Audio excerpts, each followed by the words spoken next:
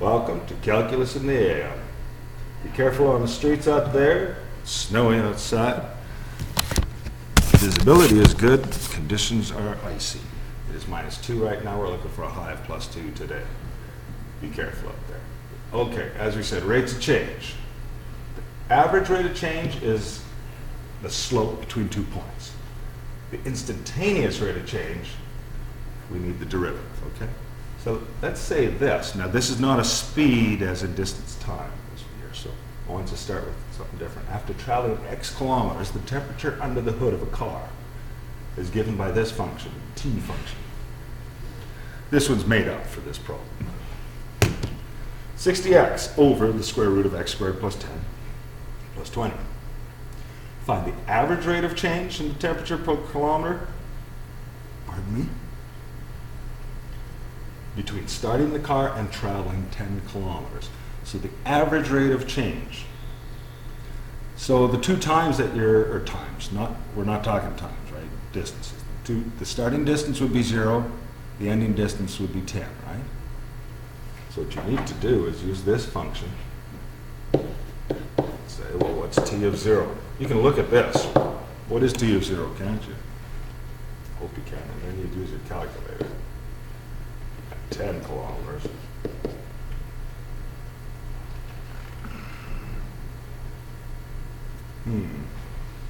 No. You could use your calculator. Come up with T10, come up with T of 0. I'll just pause the video for a second here. And then we'll talk about what to do next. Okay, we figured it out. We got some numbers. 20. Now, 110 is on the bottom, but what was 77 decimal to? Now, the book I got this from was lazy and didn't give units. What do you guess? I'm going to use Celsius here because it actually seems like if the car is just sitting and it's a 20-degree day, the car's engine should be at 20 degrees Celsius. However, this could be a wintry day and it could be at 20 degrees Fahrenheit too, and that wouldn't be. So we don't know for sure, but I'm going to take a guess. I'm going to include a unit here. Degrees Celsius, okay?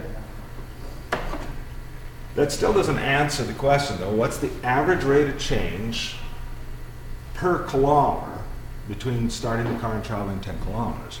So, average rate of change, we need the slope of a secant line. Well, we have a point at 0, we have a point at 10 kilometers, right? We just need the slope, basically, between those 2 points. So, the average rate is equal to, well, let's use the old school slope formula, 77.2 Celsius minus 20 degrees Celsius, all over 10 kilometers minus 0 kilometers traveled. And including the units, now that's just arithmetic, 55.2 divided by 10, or 57.2, so 5.7 degrees Celsius per kilometer. Okay. You ever notice most cars have a little temperature thingy, a C and an H? They don't actually give specific temperatures, most cars, right? But they do tell you, when you start it up, it's on the C, it's on the cold, and it warms up for the next, whatever, as you drive, right? What does this mean? That's a positive 5.7. That means on average, every kilometer you drive, it's heating up, warming up, 5.7 degrees Celsius for each kilometer you drive.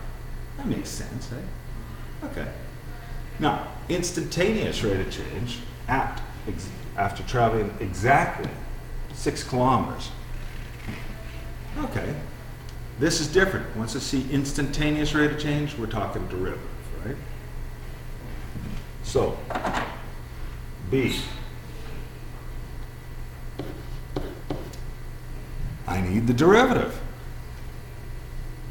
So if that's T of x, I'm going to go to T prime of x, the temperature's rate of change with respect to the distance traveled. That means, oh man, You know what, I'm not gonna jump into T prime of x, I'm gonna rewrite that so that I can do calculus a little bit easier, right? 60x, x squared plus 10 to the power of a half, add 20 to it.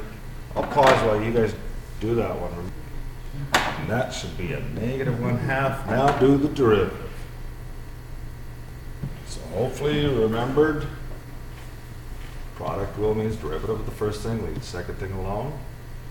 First thing left alone, the derivative of the second thing. There's the outside's derivative. Plan the chain rule, keep the inside the same. Derivative of the inside. Now you can plug in 6, use your calculator. And you know that negative 1/2 means you actually divide by the square root of x squared plus 10's expression. So on. We'll see what we get as an answer. The rest is arithmetic entry, so we'll see. After doing some calculations, we get 1.9. What are the units on this 1.9? It's positive, though it's a derivative. So what's the units? T prime of 6 doesn't really give you the a hint at what the units might be. The other way of notating derivatives, though, is a little better when you think it like this. We're taking d, the derivative of the temperature, with respect to dx, and x represents temperature, or distance in this case, right? If you think of change in temperature over change in distance, what would the units of dt by dx be in this particular case? Temperature over distance, right? So I'd say degrees Celsius over kilometers, just like the average was before, right?